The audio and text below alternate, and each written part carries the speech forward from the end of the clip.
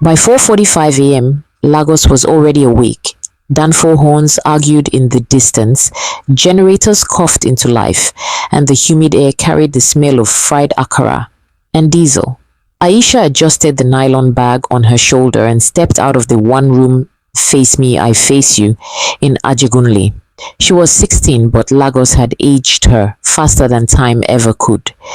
Her mother had died 2 years earlier, tuberculosis they said, though everyone knew poverty had helped. Her father left long before that, promising to return from a better job in Ibadan. He never did. Since then, Aisha became the adult in the room. By 5:30 a.m., she was at mile 2 buying sachet water and bread on credit from a woman who never smiled but always trusted her. Aisha balanced the cooler on her head, steady and graceful, weaving through traffic like someone who had done it 1,000 times, because she had. Water, cold water.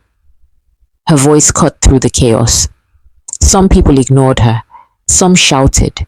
Some men stared too long. She learned early to keep her eyes low and her mind sharp. One wrong step in Lagos traffic, and the city would not apologize. By noon, the sun pressed down hard. Sweat traced lines down her back as she counted her sales. Not enough. School fees were due next term, and the landlord had started knocking with anger in his voice.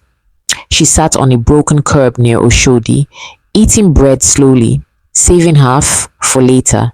Hunger had become something she negotiated with, not something she fought.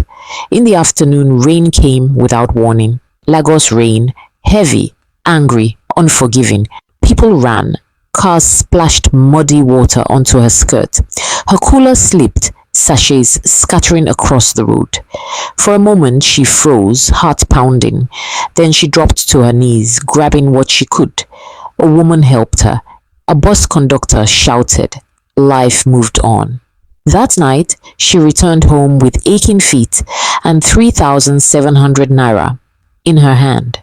She handed most of it to her aunt, who complained it wasn't enough but still used it to cook rice.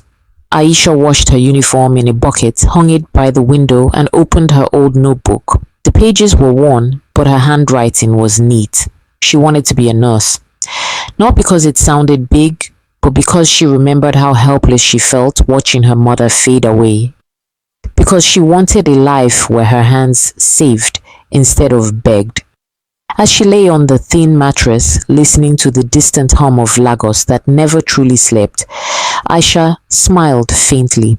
Tomorrow she would wake up again before dawn. She would hustle again. The city might be hard, but so was she.